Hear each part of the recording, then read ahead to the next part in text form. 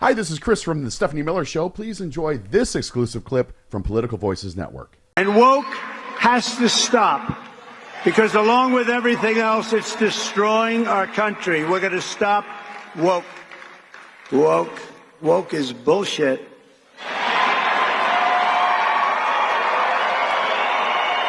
What's happened to your party? I mean, that's what, I would say it's not my dad and Goldwater's party anymore. It's not the same party. It's not the same party. It's a completely, it doesn't deserve the name. It is completely remade as a cult, as a personality cult for this one man who is a sociopath and who basically has provided a permission structure for millions of Americans to be and act like their worst selves.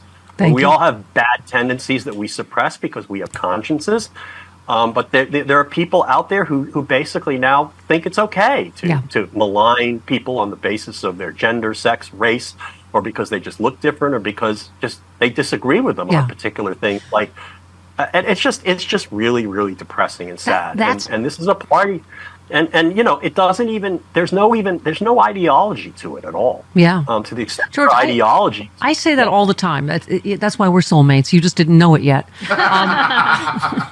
That he's just, you're right, it's not even partisan. He seems like he's just giving people permission to act like jerks all the time. Yeah. Say whatever they feel like saying. I mean, it's... Right.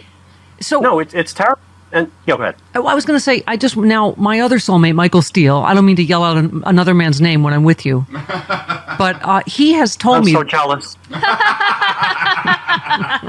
The scorpion and the frog story, he has told me to my face that when we get to the other side of this horrible Trumpian river, he will sting me. He will go, are you going to leave us? Are you going when we get our country back? Stay with us. Stay in the light. I think that, maybe in a little way, but I think the differences that we have and will have are tiny compared to the gulf that separates basically the decent from the indecent today. Yeah. And I actually think, I've always I worked for 30 years in New York at a New York law firm, and I always had good relations with people I discussed politics with.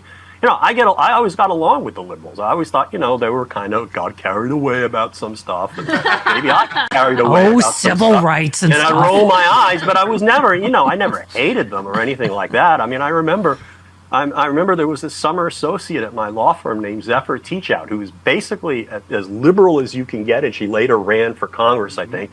Or she ran for some office, a public office. She teaches law down in Fordham. And we were we were pals for a summer. And even though maybe I was so far right and she was so left that we kind of coincided in some kind of singularity. But no, we love discussing issues, and we love to basically, what's great about having a civil discussion is you can basically isolate what the differences are, what the different assumptions are, and what the factual assumptions are, and then maybe you can determine whether there are different, who's right on the facts. And so, it's...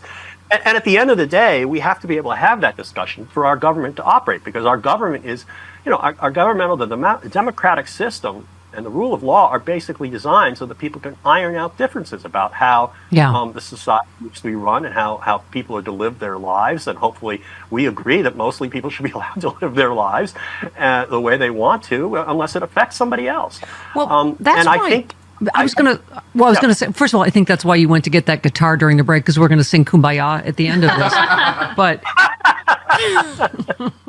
my dad used to say in '64, the government has one hand in everybody's pockets and the other hand in everybody's business.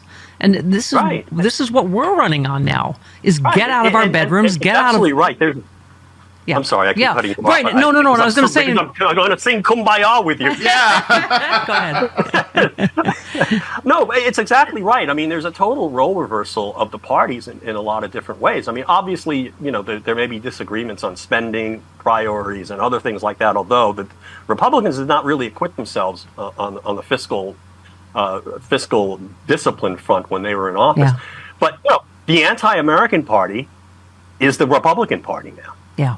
Okay. There's no question about that. They're always running down the country. They're always saying it's a disaster. They're always saying it's terrible. They're saying half of America, or more than half of America, is terrible. And then your point about how that, there all these issues about national defense. They don't want to defend the country. They don't want to defend our allies. All of these themes Yeah. And get out of people's business. I mean, all of these things were Republican themes, and they are not anymore because the Republicans they hate the country, they hate people in the country, they want to basically destroy the system as it exists, and they want to basically tell people how they should live their lives, which has always been like, that's not what we're for, guys. Yeah. You must have... but it's all the grievances that are on the new right, the Trumpism, I mean, they're just really bizarre. Yeah. I mean, grievances about caravans that don't exist, grievances about bathroom. I mean, I've never been to a bathroom where there's been any issue about anybody doing anything. Well, but to your point, like Josh Shapiro says, they keep just talking America on the other side. And, ours was all patriotism last week. I was going to say, some issues didn't exist, as you know, in 1964, but Barry Goldwater is very openly pro-gay rights, pro-choice on the Senate floor in the 80s. So, even... he's a libertarian. Yeah. Exactly. Right.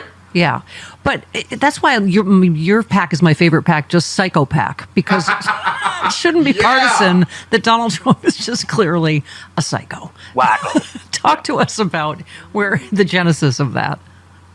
Well, the genesis is I've been banging this drum, as you may know, since 2018 and 2019. I was talking about this guy being a narcissistic sociopath, and that came about because I was trying to figure out, like, what is wrong with this guy?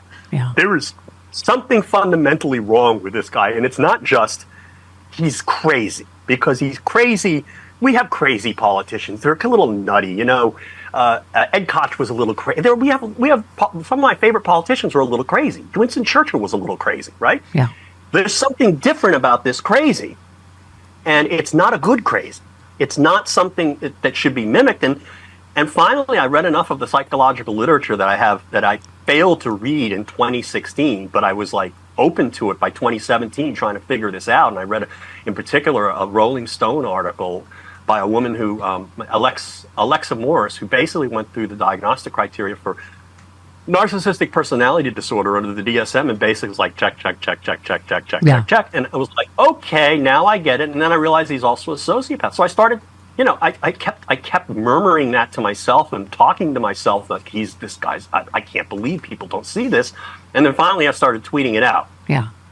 And then he attacked me, and I've been on this kick for several years. It's like, this man, and what bothers me most about it is that the mainstream media does not like to talk about it. They know it. They will acknowledge it privately, but there's a fear of talking about this as a mental disorder, which it is. Mm-hmm. And so, we're trying to counteract that. We're going to go around the media. We're trying to explain to the public that this man is not well. And what's great about it in politics is the best messages are those that confirm what you already know deep down. Thank you. In your guts, you know he's nuts. And then the second is to explain why those personality disorders are bad for a president. I mean, it should be obvious. You don't want anybody with these personality characteristics in charge of your life in any way, shape, or form. The third is to basically get the press to start talking about it. And we're kind of making some headway there, because they're more receptive to the weird. You even hear people talking about narcissism in public commentary. And the fourth is basically to trigger him, so that he demonstrates these characters. No one's better at it than you are. Right. Yeah, and I. Oh, hi. I just finished, I'm going to say, an 11 billion mile bike ride, and thank God I happen to have this magic potion with me, ASEA, as seen on the Stephanie Miller Show. It helps my cells communicate better, so that I can heal faster from overdoing because I'm lying about my age. I also use it on my face.